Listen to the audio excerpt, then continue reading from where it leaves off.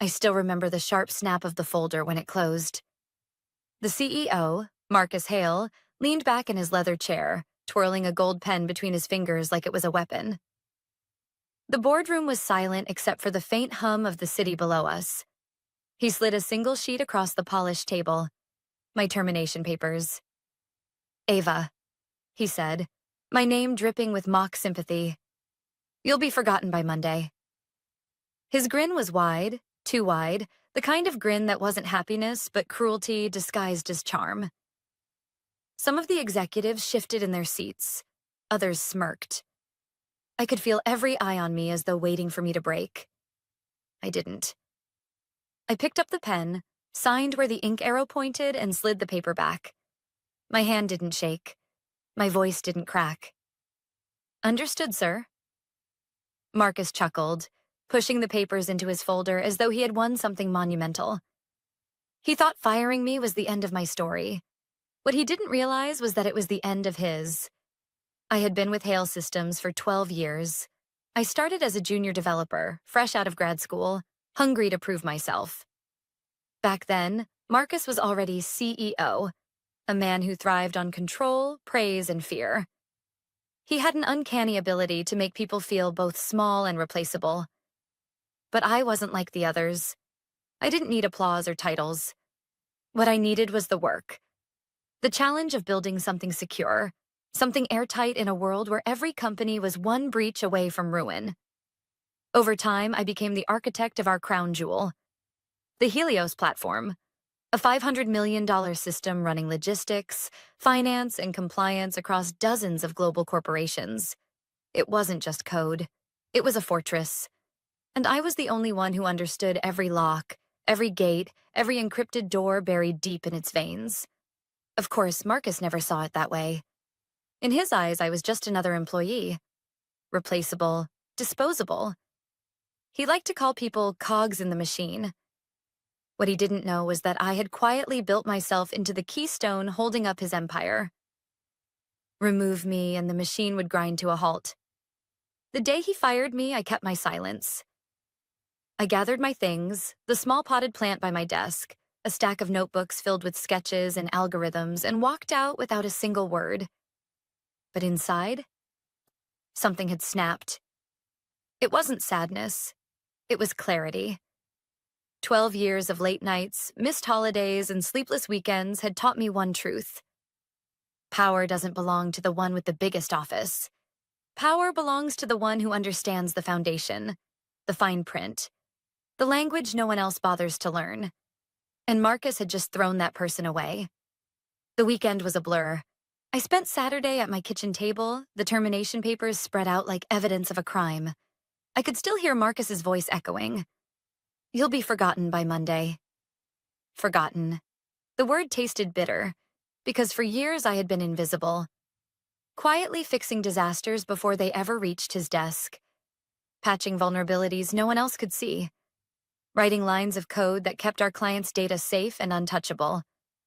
He took the credit, the bonuses, the board's applause. I took the silence, but not anymore.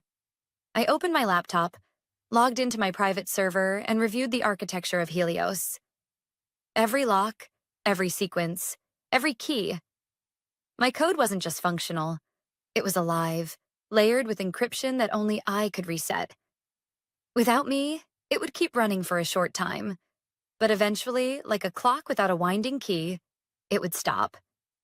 And when it stopped, the system worth $500 million would be nothing but glass shards. Sunday night, I couldn't sleep. I lay in bed staring at the ceiling. Marcus's grin burned into my mind. He believed in Monday, in the illusion that my exit would fade into office gossip and corporate silence. He believed he had won, but what he didn't understand was this. I hadn't written Helios for him. I had written it for the people who trusted it, the companies who depended on it. And I had built protections, ones I never revealed, ones no one but me could navigate. If Marcus thought he could erase me with a signature, he was about to learn the hardest lesson of his career. Monday morning would be his reckoning. At 8:42 a.m., while the office buzzed with its usual energy, Marcus strode into the boardroom with his trademark arrogance. He was set to announce the finalization of a new multi-million-dollar client contract. Smiles, applause, champagne waiting on ice. But beneath the polished surface, the countdown had already begun. Because somewhere deep inside the veins of Helios, the code I had encrypted, the code Marcus didn't understand and never respected, was winding down. And when it stopped, every number, every system, every client Hale Systems depended on would stop with it. I sat at a quiet cafe across the street, coffee cooling in my hands, watching the tower windows glitter in the morning sun. Marcus thought I was gone, but I wasn't gone. I was waiting. And by the end of the day, he would never forget my name. Mondays at Hale Systems always started with precision. Coffee cups in hand, executives rushing through the lobby, the hum of keyboards syncing with the rhythm of Helios. That system wasn't just software. It was the bloodstream of the entire company. And then, all at once, the heartbeat stopped. At first, it was subtle. A frozen dashboard here, a shipment status that wouldn't refresh there. The kind of hiccup employees brushed aside with a sigh and a quick IT ticket. But the hiccups multiplied. Error messages filled screens, invoices stalled, payroll functions refused to process. Within the span of an hour, what seemed like a minor bug had turned into a paralysis spreading through every corner of the building. I didn't have to guess what was happening. I had built it. Helios wasn't broken. It was doing exactly what I had designed it to do when authorization failed. Without me, the system wasn't just vulnerable, it was locked. And unlike the executives scrambling behind glass walls, I knew there was no quick fix. From my seat at the cafe across the street, I watched the tower erupt into frantic motion. People darted from office to office, phones pressed to ears, faces pale. The calm arrogance that had filled the building on Friday was gone. Now it was replaced by panic, the kind that spreads like fire when millions of dollars are on the line. Soon the calls started pouring in from clients. Entire companies depended on Helios to move shipments, track compliance, and balance their books. Without it, trucks sat idle, invoices piled up, payments froze. Threats of lawsuits began to circulate. Partners demanded answers. The building across the street was no longer a fortress of power. It looked like a cracked dam holding back a flood. And Marcus Hale, the man who had waved my termination papers in my face with a grin, was scrambling to plug holes he didn't even understand. I could picture him at the head of the boardroom table, voice sharp, sweat forming at his temples as he barked at his team. He'd be demanding answers from the IT department, from the lawyers, from anyone who looked like they might hold a solution. And every one of them would have to admit the same truth. They couldn't fix it.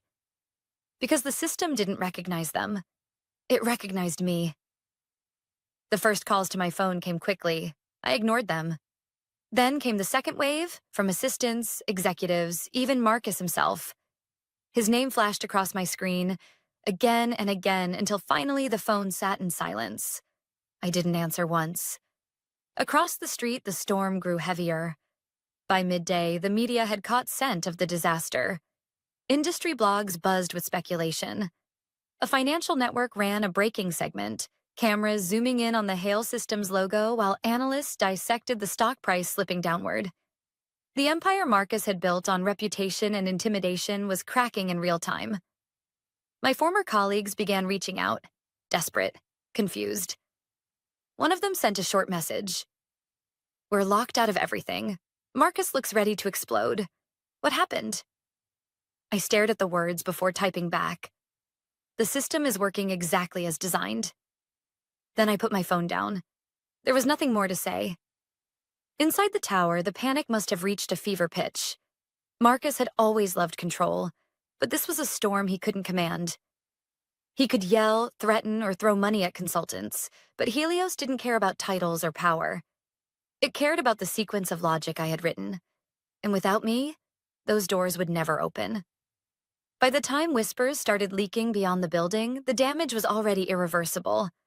Clients were pulling contracts, board members were on edge, and Marcus's carefully polished image was unraveling.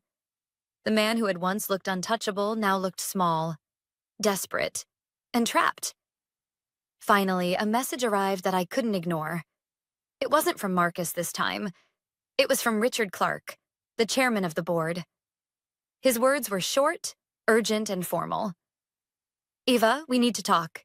Immediately." I sat with the phone in my hand, my reflection staring back from the black screen. Outside, the city went about its business, people rushing past the cafe windows, unaware that a $500 million system was collapsing only steps away. For the first time in 12 years, I wasn't invisible. I was the missing piece no one else could replace. Marcus had promised I'd be forgotten. Instead, he had made me unforgettable. I leaned back in my chair, letting the thoughts settle. I had a choice to make now. I could answer their calls, walk back into the chaos, and take control of the disaster. Or I could let Marcus choke on the arrogance that had led him here, leaving him with nothing but ruins. Either way, the truth was undeniable. The system was mine, and without me, it would stay silent. And Marcus Hale was about to learn that some people can't be erased with a signature. I stared at Richard Clark's message for a long moment before I answered. I didn't owe Marcus anything, but I did owe the clients whose data and payroll were freezing on screens they trusted. I wrote back one word. Where? Security met me in the lobby and handed me a visitor badge, the kind that makes you both present and disposable. The elevator ride was quiet. I could see my reflection in the stainless steel. Calm face, steady hands. Inside, the building felt different. Less like a fortress, more like a hospital in crisis. They put me in the largest conference room. The glass walls looked out over a floor that had turned into a war room.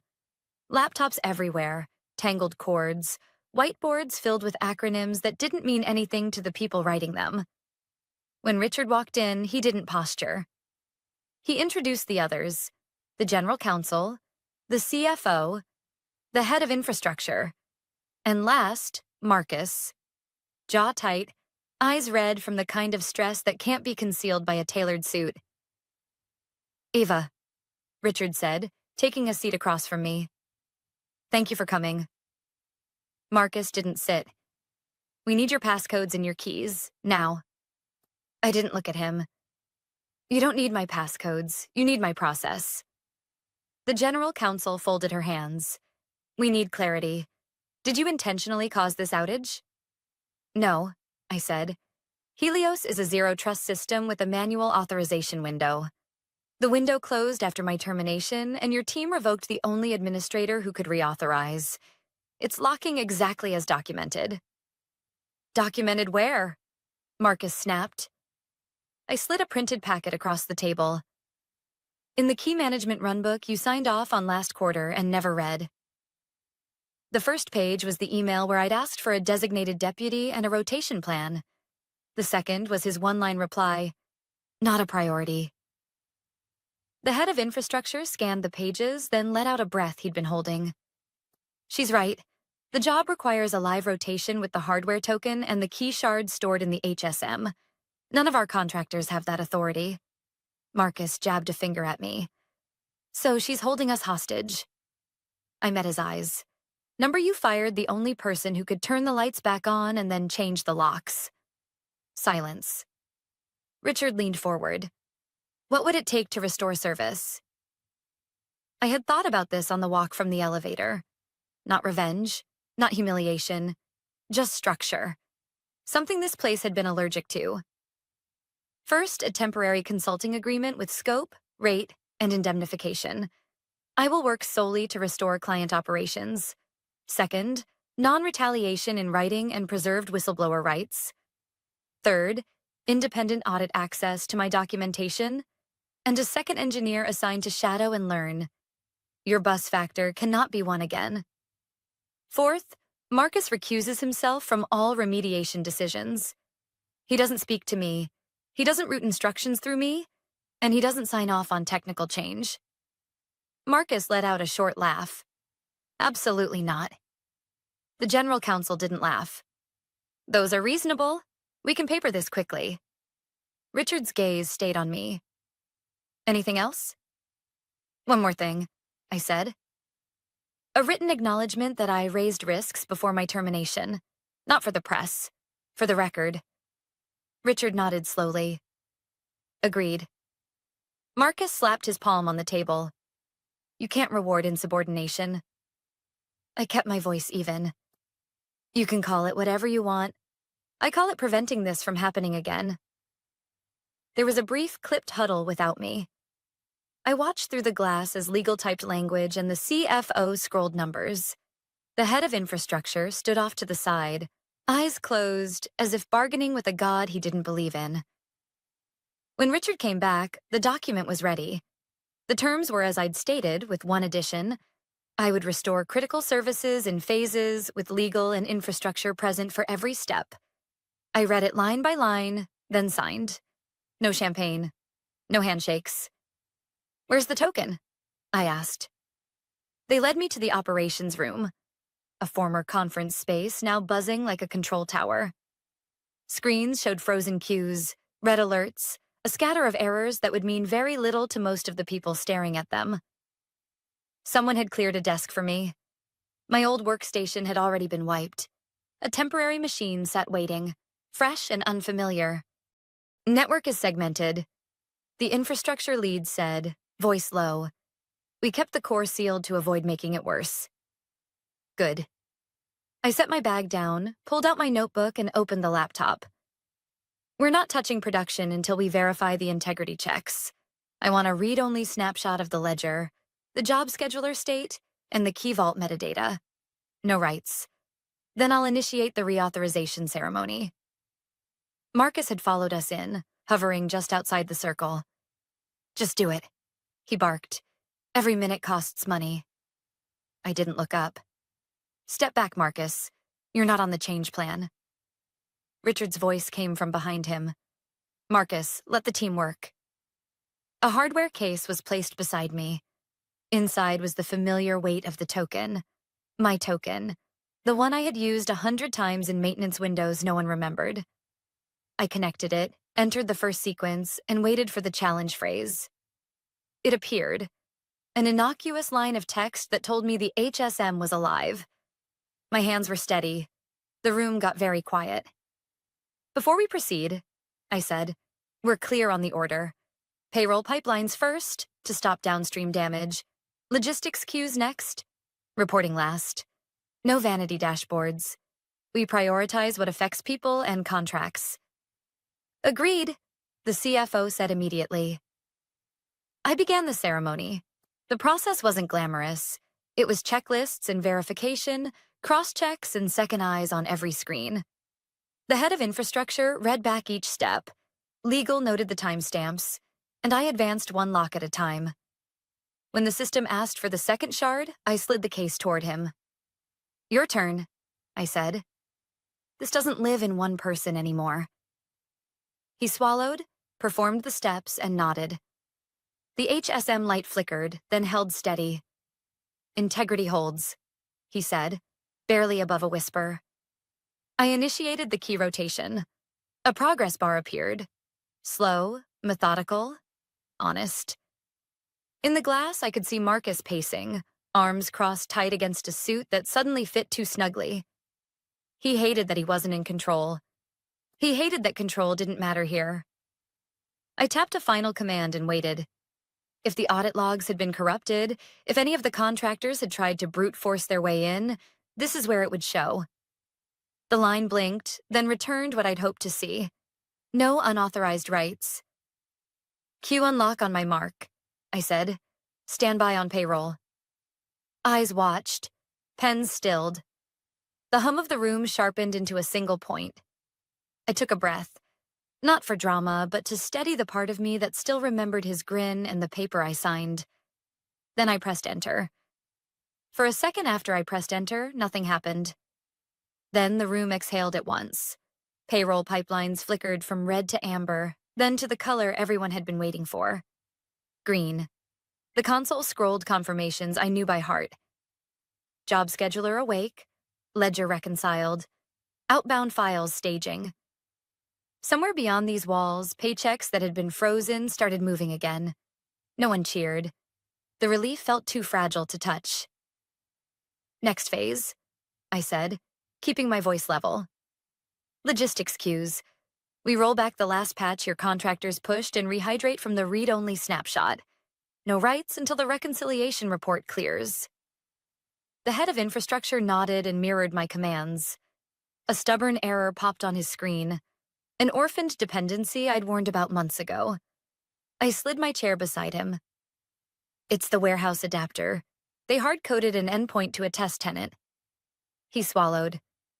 I wrote a tiny fix, pointed the adapter back to the service registry, then made him apply it while legal recorded the change. The error cleared. The queues began to drain, slow at first, then in steady bursts.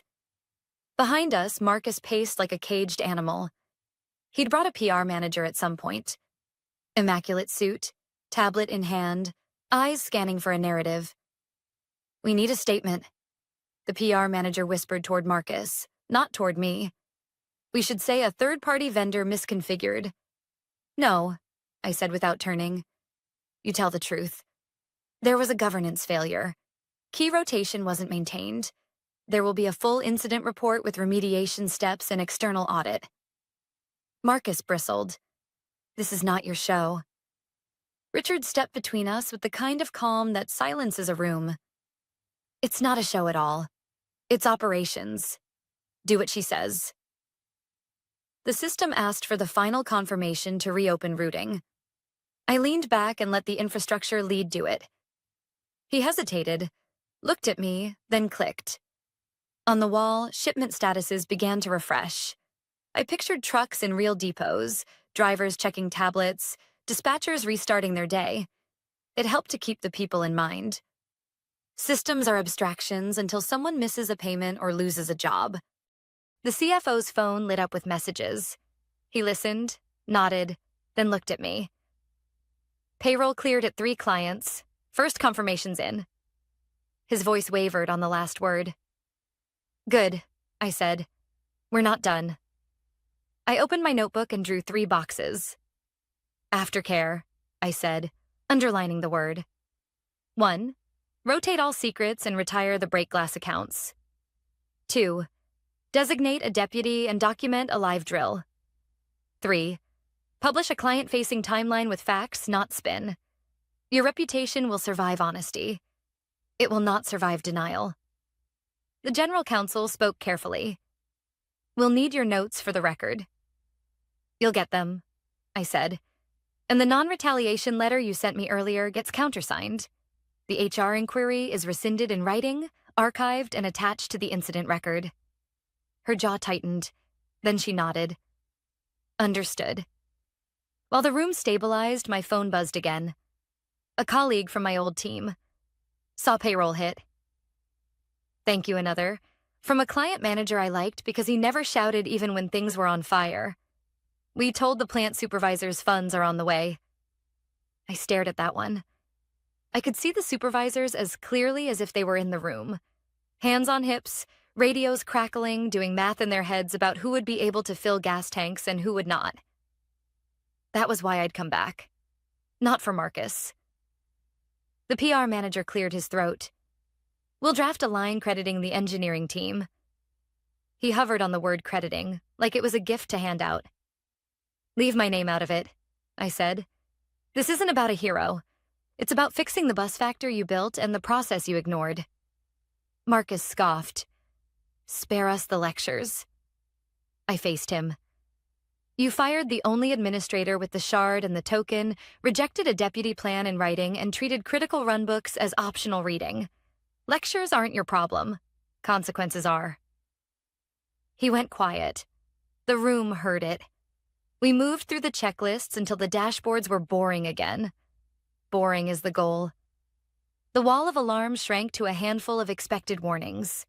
The crisis energy drained out of the floor, replaced by that practical, exhausted silence that follows a long surgery when the monitors level out. People began to sit back in their chairs. A few texted family. Someone set a paper cup of water beside my keyboard and whispered, "Thank you," like it might spook the system if said too loudly. Richard touched my shoulder lightly. "Executive session," he said. "Stay." I closed the laptop and followed him to the boardroom. The glass felt colder than it had earlier. Fewer people now. Richard, General Counsel, CFO, head of infrastructure. Marcus slid into a chair, arms folded tight. Richard spoke without theatrics. We've restored operations. Clients are stabilizing. Now we talk about accountability. He turned to me. You asked for an acknowledgement that you raised risks before your termination. You'll have it. The inquiry is withdrawn and replaced with a written apology from HR. The General Counsel added, we're appointing an external firm to run a post-incident review. They'll have full access. You'll have the right to review any statement that mentions your work. I nodded. It was the minimum required, but it mattered. Marcus leaned forward. We can't put our fate in the hands of one person again. She built a trap. I kept my voice even. I built fail-safes. You called them a trap because you didn't understand them. There's a difference. Richard folded his hands. We'll address structure, not scapegoats. Effective immediately, you are recused from all decisions related to remediation, Marcus. Legal will coordinate. Infrastructure will implement. Eva will advise as a contractor until we complete knowledge transfer. Marcus stared at him, stunned, the first hint of fear breaking through the frustration. He looked at me like I'd taken something of his when all I'd done was return what he'd thrown away. The meeting ended without a speech. As I gathered my notebook, the head of infrastructure caught my eye. I'll shadow every step, he said. We won't let this happen again. Good, I said. That's the point. Back in the operations room, the lights had settled into their soft, indifferent rhythm. The HSM case was already sealed and labeled for the vault. I placed my pen on the cleared desk and felt an ache I hadn't allowed earlier. 12 years of carrying something too heavy for too long, lifted for a moment but not gone. On my way out, my phone buzzed with a number I didn't recognize. A reporter. I let it go to voicemail and forwarded it to counsel. I wasn't going to turn an incident into a performance. I'd already lived through one performance too many. At the elevator, Richard caught up. We're reconvening the board, he said quietly. There will be decisions. I know, I said. He studied my face. If we ask you to stay longer than remediation, I'll listen, I said, but I won't come back to be invisible. You won't be, he said. The doors opened. I stepped in and watched the floor numbers count down in silent light. The building was steadier now. The people paid. The trucks moving. The truth on paper. Marcus had told me I'd be forgotten by Monday. He was right about one thing. Memory is short in places like this. That's why you write things down, lock them properly, and make sure the next person can turn the lights on without you. That was the message I was leaving behind, and it was only almost finished. The board met 3 days later. By then, Helios was stable, clients were catching up on their backlogs, and the stock price had stopped bleeding. But the damage to Marcus's reputation couldn't be patched with code. The boardroom atmosphere was sharper than any system alarm. Executives avoided his eyes. The general counsel's folder bulged with records. My emails, the ignored warnings, the retaliatory HR inquiry. Richard opened the session with few words. We're not here to debate facts. We're here to decide leadership. Marcus tried his usual bluster, talking about loyalty, about how no one could have predicted a key rotation issue. But the documents told a different story. Every page was proof of negligence. Every word he spoke only deepened the silence against him. When it was my turn, I didn't make a speech. I simply confirmed the sequence. I raised risks. He dismissed them. I was terminated without transition. I reminded them that Helios hadn't failed. It had protected itself exactly as designed. The failure was leadership. The vote was quick. Marcus was removed as CEO, effective immediately. No ceremony, no applause. Just a man escorted from the glass office that had once been his throne. He glanced at me before leaving, eyes dark with disbelief, but not anger. He finally understood. Richard turned to me afterward. You've proven more than technical skill. You've proven judgment under pressure. We want you to stay. A permanent role, compliance and systems strategy, reporting directly to the board. For a moment, I couldn't speak. Not because I wanted the title. I didn't. But because it was the first time anyone in that building had acknowledged what I'd always been capable of. I accepted with conditions. Transparency, documentation, no more invisible architects behind the curtain. Richard agreed without hesitation. That evening, I stood by the same cafe window where I had once watched the chaos unfold. The tower lights glowed steady again, ordinary as ever. People walked in and out, carrying lattes, hurrying to meetings. From the outside, it looked unchanged, but inside, everything was different. Marcus had told me I'd be forgotten by Monday. Instead, Monday had marked the beginning of his end and the rewriting of mine. I didn't feel triumphant. I felt something quieter, stronger, like a weight had shifted. This wasn't about revenge anymore. It was about respect, about refusing to disappear when someone decided you were expendable. The lesson was clear. Power doesn't belong to the loudest voice in the room. It belongs to the one who understands the foundation, who reads the fine print, who refuses to be erased.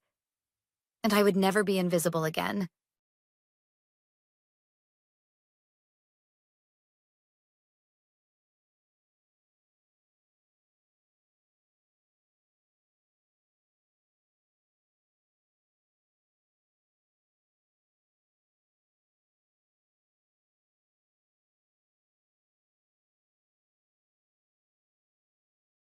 Sweetheart, you're replaceable.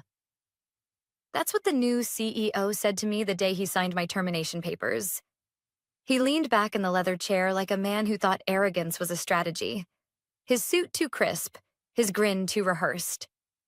A predator who'd never missed a steak dinner, let alone a quarterly bonus. He didn't even look at me when he slid the paper across the desk. He looked at the window, as if the skyline was applauding him.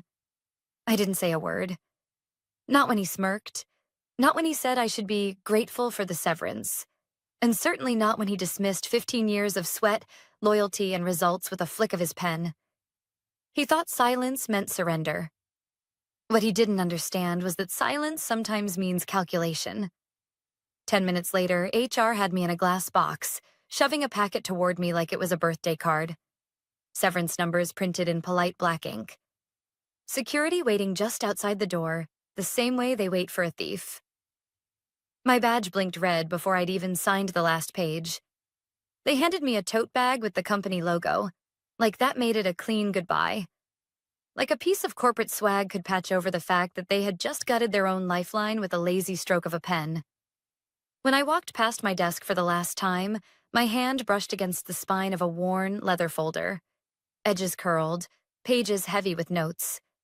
That folder had followed me through layoffs, recessions, and midnight flights that bled into sunrise meetings. It wasn't just paper. It was memory, strategy, and 15 years of relationships no software could replicate.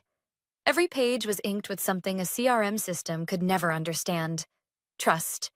And trust has a longer shelf life than any CEO. The folder held more than history. It held leverage. Two of the biggest clients on our books, whales, as the sales teams love to call them, had clauses written in black and white. Key person dependency. My name. Spelled out. Explicit. No me, no contract. The kind of clause that isn't common in corporate law because it makes executives nervous.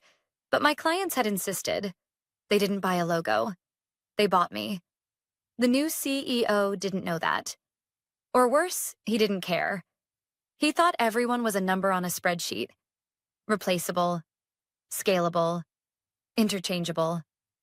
He thought AI emails and glossy webinars could replace the quiet power of a 6 a.m. phone call when a client's child was sick, or the handwritten thank you note I mailed after a renewal. He thought contracts were about signatures. I knew they were about people.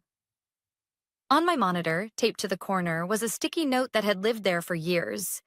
Check section 7.4. I wrote it late one night after another executive tried to edge me out of a deal I'd closed. It was my insurance policy.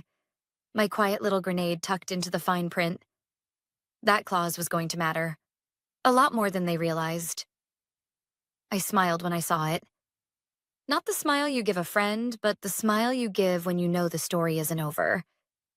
As I walked out, tote bag swinging at my side, the security guard gave me that half-sympathetic nod they save for people who just lost their jobs but didn't deserve to.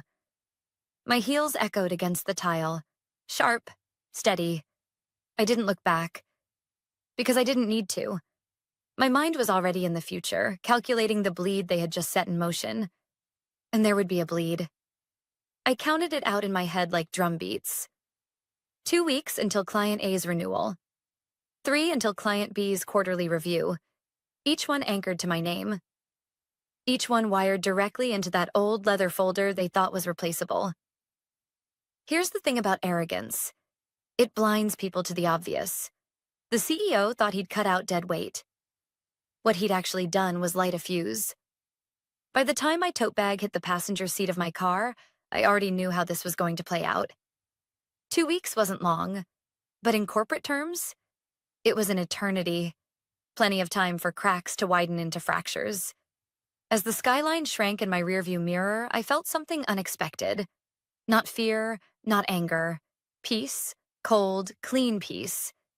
Because I wasn't the one scrambling. They were. They just didn't know it yet. And when the phone started buzzing 2 weeks later with whispers from the inside about chaos in the boardroom, I knew it had begun. The slow bleed, the unraveling, the storm building that no one could stop. They thought firing me ended the story.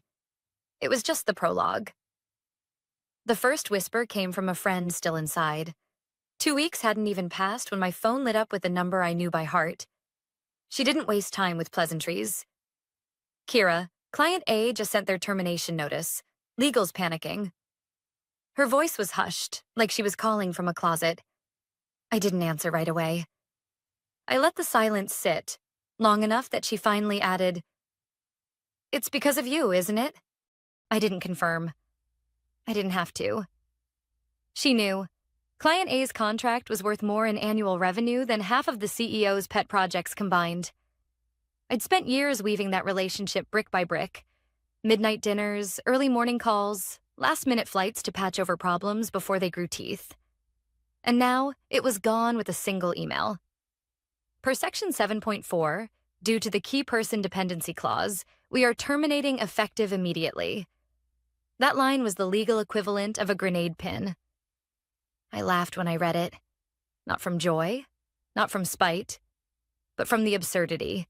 The CEO had dismissed me as replaceable, and now one clause he'd never bothered to read was costing him tens of millions. Inside the company, chaos spread like smoke.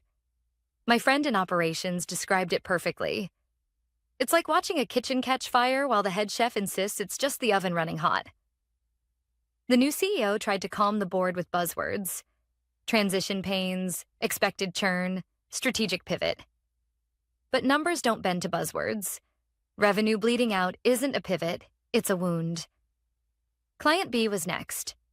I saw it coming. Their quarterly review was my ritual, a rhythm I'd never missed. I didn't need to call them. They already knew. When the new CEO sent a glossy slide deck and a mass email instead of a call, their CFO forwarded it to me with just 3 words. "This is insulting." I typed a polite reply, short and careful. "Per your contract, please see Section 7.4.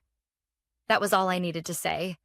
2 days later, their termination notice hit the company inbox. $60 million gone. 2 clients that weren't logos. They were relationships. The call started then. First HR, then the CFO, then finally the CEO himself. His voice wasn't smug anymore. It was gravel and caffeine, the kind of tone men use when they've been awake too long staring at the ceiling. "You can't do this," he barked before I could even say hello. "We'll sue. We'll compel performance. You think you're clever, but you'll be back here in chains if I have to drag you." I let him rant. Let him spill threats like bullets into the receiver, because I knew something he didn't. The contract in my folder wasn't a shield. It was a sword. Section 7.4 wasn't vague. It was iron. Negotiated years ago after another exec tried to cut me out, fought line by line until counsel finally admitted, if they sign this, You're bulletproof. So I smiled into the silence after his tirade and said calmly, "Then let's read the contract together." He hung up on me, but the invitation came anyway, sliding into my inbox under the subject line, "Emergency Strategy Session, Mandatory Attendance." I accepted, replied with a single line, "Please confirm counsel will be present." Because I wasn't stepping into that boardroom without a lawyer in the room to read the same words I was about to put in front of them. The night before the meeting, I spread everything across my dining table. Employment agreement, license contracts, performance reviews, email chains, 15 years of ink and signatures. It looked less like paperwork and more like a general's map before battle. I thought about what those papers represented. Not revenge, not pettiness, just proof. Proof that relationships can't be commoditized. Proof that loyalty means something, even if executives like him don't see it until it's gone. And maybe that's the message here. People remember who shows up for them. At the hospital, at their kids' science fair, at the midnight crisis no one else wanted to take.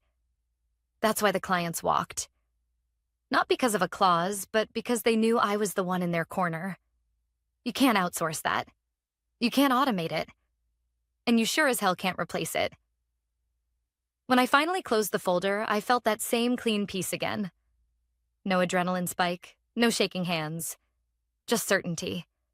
Tomorrow, they'd sit across from me thinking they were still in control. But when the lawyer's eyes hit section 7.4, they'd realize the truth.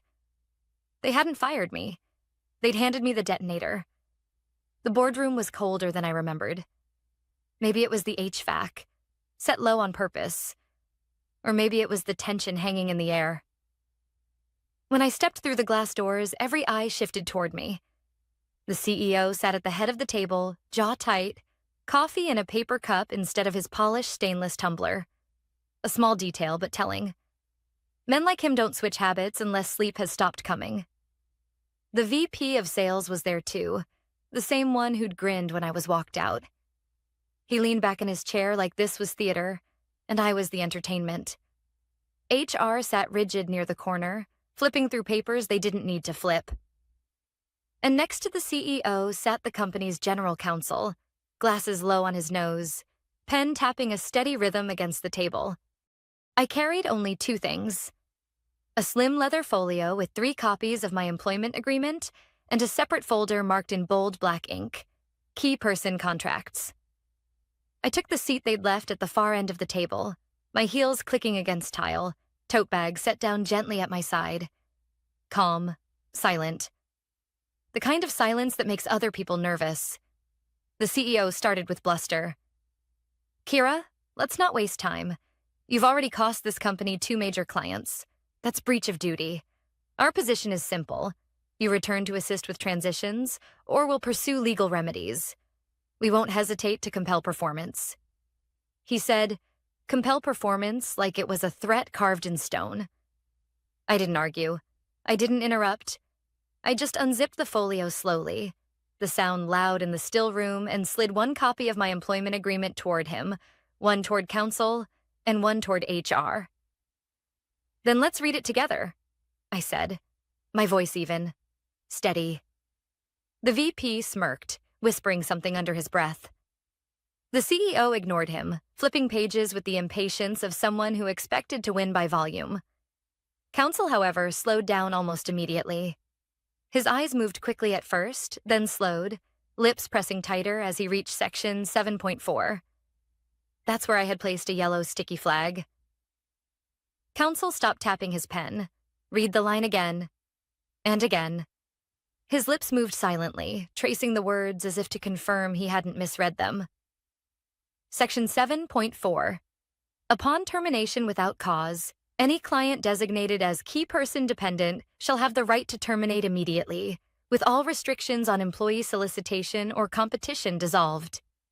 He adjusted his glasses. Read the next clause.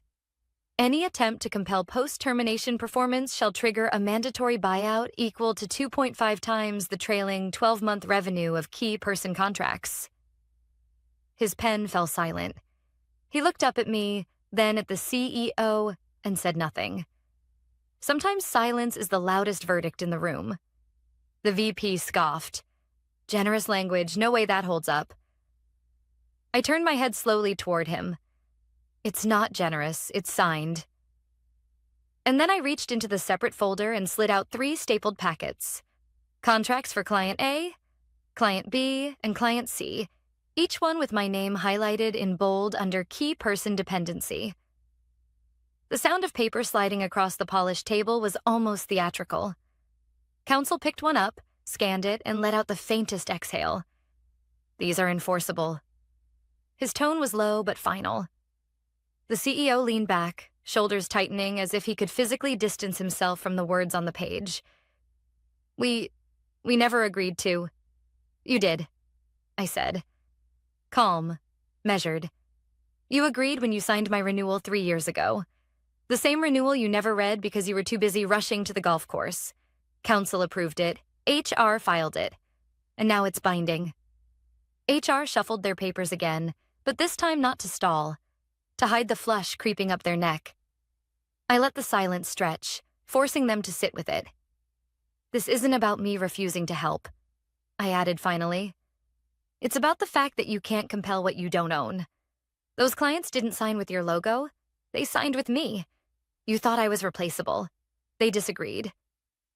The VP tried again, louder this time. This is extortion. You're holding the company hostage. Counsel didn't even look at him. He just read the clause again out loud, slowly, deliberately. Mandatory buyout equal to 2.5 times the trailing 12-month revenue. His voice was steady, but his face had gone pale. That number wasn't small. The CEO's pen slipped in his hand. He set it down like it was suddenly too heavy. HR finally stopped shuffling papers altogether. And for the first time since I walked into that boardroom, the smirk fell from the VP's face. I folded my hands on the table. My voice stayed calm.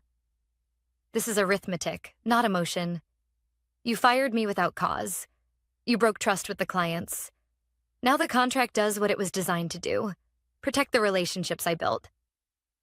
I tapped the page lightly once. You don't need to like it. You just need to pay it. No one spoke after that. Not for a long moment. The hum of fluorescent lights filled the silence, sharp and electric. And in that silence, I knew. The tide had turned. The silence in the boardroom wasn't polite. It was the kind of silence that hangs in the air when everyone realizes the numbers no longer work in their favor. The general counsel broke it first. He leaned forward, pressing his palm flat against Section 7.4, like he needed to hold the words in place. We need trailing revenue numbers for these contracts, he said quietly. Not to me, but to the CFO seated 2 chairs away. The CFO didn't argue. He didn't even look up, just snapped his fingers at a junior analyst by the door. The analyst left in a hurry, laptop open, moving the way people move when they know they've been sent to fetch the guillotine. The CEO tried to fill the gap with noise. This is absurd. Clients don't just walk away from relationships this size over one person. Churn is normal. They'll come back once emotions settle. I let him talk. Let him twist the narrative in his head. Because what he didn't understand was that relationships weren't a funnel metric. They were living, breathing things. And when you insult them with canned webinars and mass emails, they don't come back. They leave. The door opened again. The analyst whispered numbers into the CFO's ear, and the CFO's shoulders slumped like a man watching his bonus dissolve in front of him. He scribbled something on a notepad, then slid it toward counsel. Counsel read it once, then twice. His pen stopped moving altogether. High 7 figures, he said finally, voice low but clear enough for the whole table. Multiply that by 2.5. The air thinned. Everyone knew what that meant. The VP was the first to crack. She's bluffing. No way those clauses are enforceable. No court. Counsel cut him off, glasses sliding down his nose. They're enforceable, they were signed, and they're already triggered. The VP went quiet. The CEO leaned back in his chair, staring at the ceiling like the tiles might offer an escape hatch. His face was pale now, his arrogance gone, replaced by something closer to disbelief.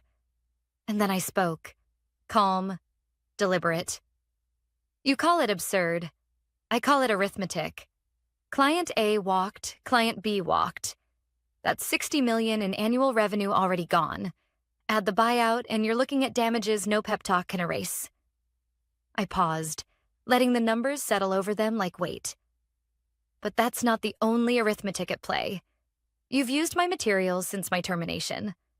Lighthouse scripts, retention frameworks, every login has a timestamp. That's willful infringement. Fee shifting applies, which means you don't just pay damages. You pay my attorney fees on top. The HR director finally spoke, voice brittle. We thought those documents were company property. I reached into my folder and slid across the most recent license agreement, the expiration date circled in red ink. They were licensed, not assigned, and the license expired the day you walked me out. No renewal, no payment. Every use since then is a breach. Counsel read it, his lips pressed into a thin line. She's right. The CEO rubbed his temples with both hands, the way people do when a headache turns into a migraine. What do you want? His voice wasn't sharp anymore. It was tired. That was the moment the power shifted completely. I pulled 2 envelopes from my folio, labeled in neat black letters. Option A and Option B. I set them side by side on the polished table. You can open them now or later, I said evenly, but the clock is already running. The CFO stared at the thicker envelope, then looked away quickly. Counsel adjusted his glasses, scanning my face as if to gauge whether I was bluffing. I wasn't. Option A, I continued, is your narrow escape. Retain me as an independent consultant at $900 an hour, 200 hours minimum, paid in advance. You reinstate the Lighthouse license for 12 months at triple the previous rate, and the VP resigns effective immediately. The VP's head snapped toward me, his mouth open, but I didn't give him room to interrupt. Option B, I said, tapping the second envelope lightly, is cleaner but bloodier.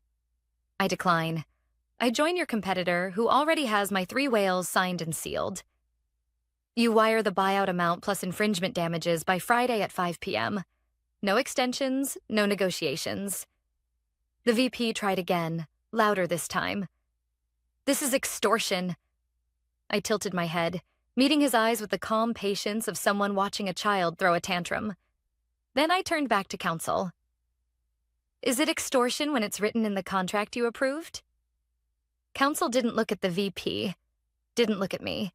He just closed the agreement with a soft thud and said quietly, It's enforceable.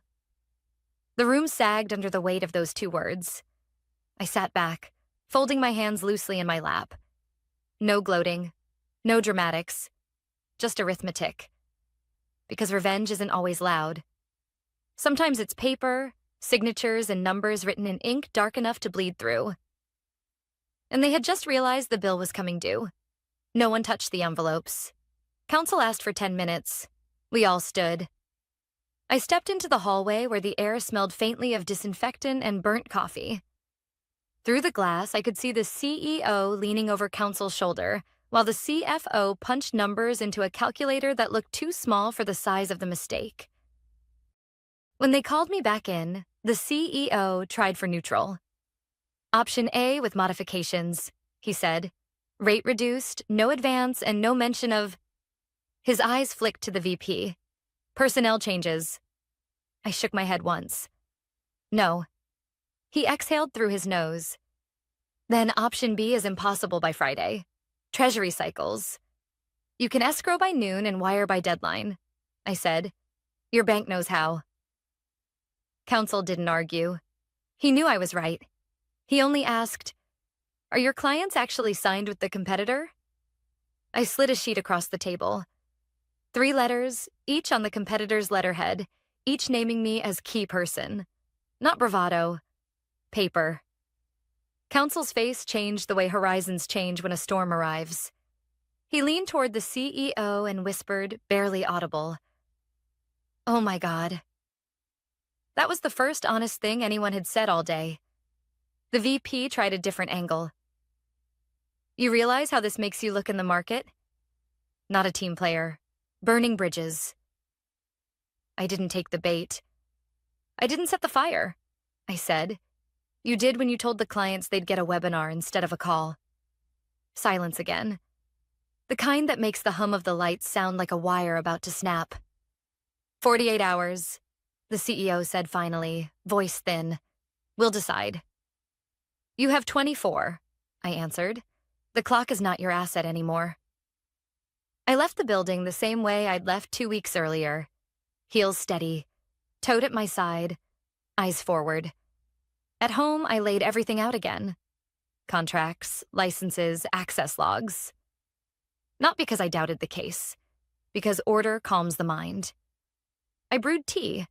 I answered 2 texts from old colleagues. Short, neutral. I slept. Morning brought an email at 7:12 a.m. Subject line, Option A, revised. I opened it. Lower rate, fewer hours, license at the old price. No resignation. It read like someone bargaining with a locked door. I replied with one sentence. My offer stands until Friday, 5 p.m. Eastern Time. At 10:03 a.m., counsel called from a blocked number. "If we take B," he said quietly, "we'll need your assurance of no public statements." "Standard mutual non-disparagement," I said.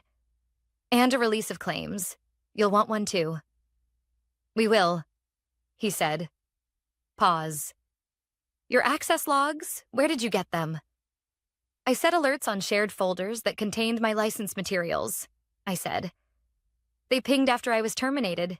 Dates, IPs, user IDs." Another pause. "Right. Paper shuffling. Expect a draft." By noon, escrow confirmation hit my inbox. By 2, the settlement draft arrived. Wire by Friday, 5 p.m. Buyout per 7.4, fees per the license breach. Mutual releases, non-disparagement, no admission of fault. The usual fiction 2 parties tell when math is the only language left. I asked for one change. A 1-paragraph acknowledgement. Lighthouse is an employee-originated methodology licensed on a term basis. Ownership remains with the creator. It wasn't about pride. It was about closing the loop so no one in any future meeting could pretend they hadn't known. Counsel agreed without a fight. At 4:43 p.m. Friday, my banking app flashed. The wire landed. Big number, small screen. I took a breath I didn't realize I'd been holding and then forwarded the confirmation to counsel with a single line. Received. He replied 3 minutes later. Settlement effective upon confirmation. No signatures, no speeches, just the quiet end of something that should never have been started. I didn't celebrate. I washed the tea mug I'd used all week and set it on the rack. Then I opened a plain cardboard box and slid the old company tote inside. Donation pile. It wasn't anger. It was housekeeping. On Monday, I took the elevator up to the competitor's office. New badge, new photo. Same work. Protecting relationships that actually mean something. Their COO shook my hand and said, "We're not buying your contacts. We're investing in your judgment." It sounded like a line until I saw the way their account teams worked. Calls before slides, names before numbers. That afternoon, I called each client, not to spike the ball, just to set expectations. Clean transitions, no fireworks. "We'll do this right," I told them. "No one gets hurt for sport." They appreciated that. People always do. In the quiet after, I opened the leather folder one last time. The sticky note. Check section 7.4 was still there, edges curling.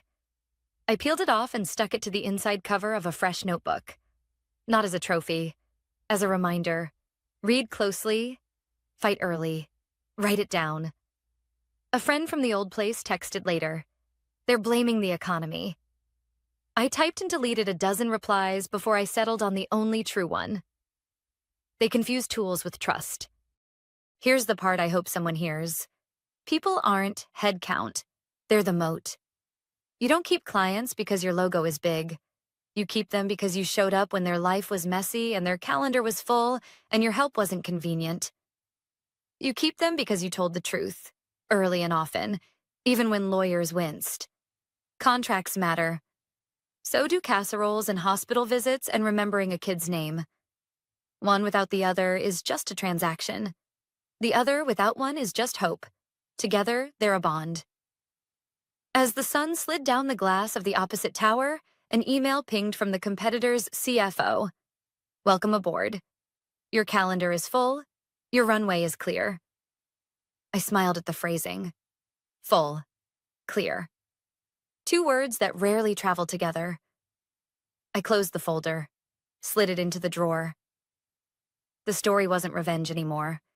It was arithmetic and choices, and the simple fact that I refused to be reduced to a line item by a man who thought volume equals power. He said I was replaceable. The clients decided otherwise.